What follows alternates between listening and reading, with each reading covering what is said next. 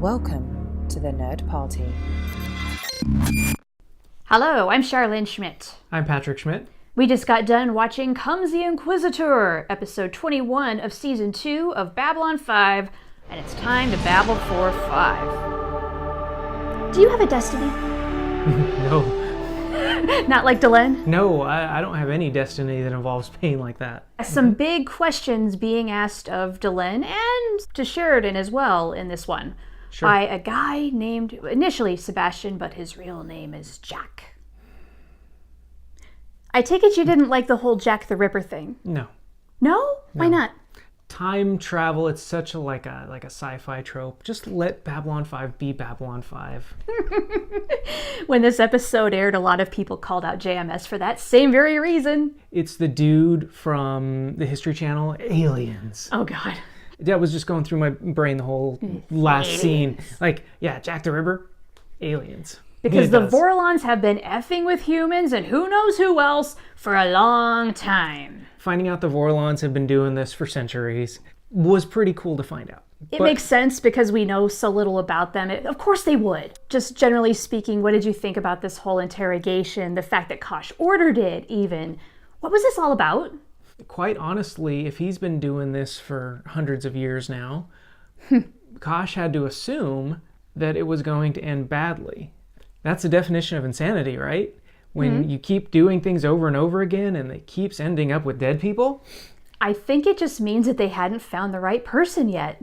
Well, if this is the time, then you got to go with who's there. It doesn't matter if they're the right people or not. You know, you go with who you have, not with who you want. I gotta firmly disagree with you here. Okay. This was sort of like, this is finals week. And if Delenn fails, it's just as she said, another will take her place. And another. And another. It just so happens she passed. And this is the episode I finally feel for Delenn. Say what now? Yeah. Okay, so what has changed? If there was some sort of diabolical plan, we would have seen it by now. And we haven't, and I don't think we will, and that puts my mind at ease. The big thing I get out of this whole interrogation is stripping somebody down to their very bare essentials. What does it mean for them to be alive? What is the most important thing to them? And once Delenn figures that out, turns that corner, that is how she passes. I mean, I think that's a really good, important thing for all of us to ask ourselves. You have to have, I think, the purest of intentions to live your quote-unquote best life. It also came through in Sheridan. Right. They were completely willing to lay their life on the line for each other. It was a protracted team-building exercise is what it was. Ugh, the fact that you crossed corporate training with Vorlon interrogation just really sickens me in the pit of my stomach. Yeah, Vorlon Inc., Kosh, CEO. I hate you. This is what you got out of this episode. I'm so disappointed. All right, what was I supposed to get out of this episode? I mean, there's some serious higher meaning in here. Does life actually have a destiny? Are you pre-planned to be somebody, or do you choose your life? Yes. Now, when I was a teenager and I was 17, this was kind of my first real investigation into that kind of introspection. It brought to life certain things I was already feeling, but I think helped me articulate them, if that makes any sense. Sure. So thank you, Delenn, and thank you, Kosh. We have got to talk about Jakar.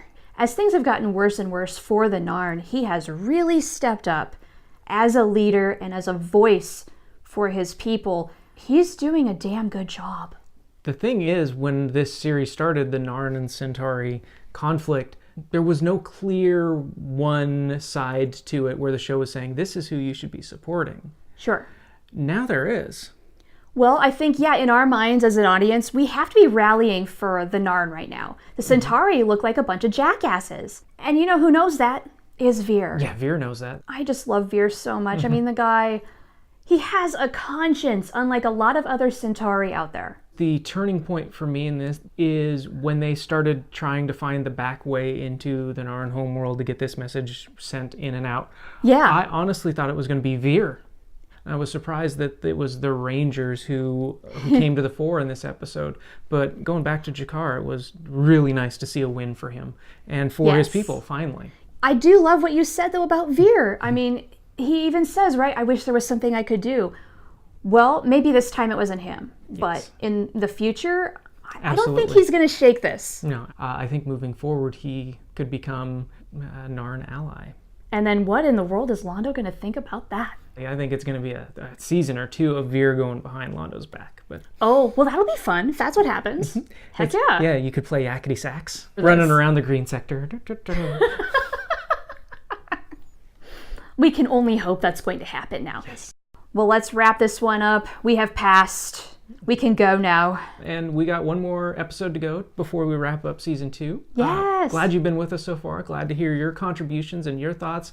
It's awesome to see the subscriber numbers tick up and the view numbers tick up. That's been great. We appreciate it. Yeah, thank you so much for watching all the fun stuff that you do. Please remember to like the video, and as always, spoiler free after this episode, but we love your comments, so please keep them coming.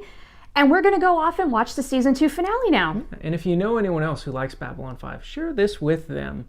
Let them know what's up. Have them join the next week with us. Yeah, or this and week. Or join the previous nerd weeks. party. Yes. We'll come back when we're done watching the finale. Bye-bye. Ooh.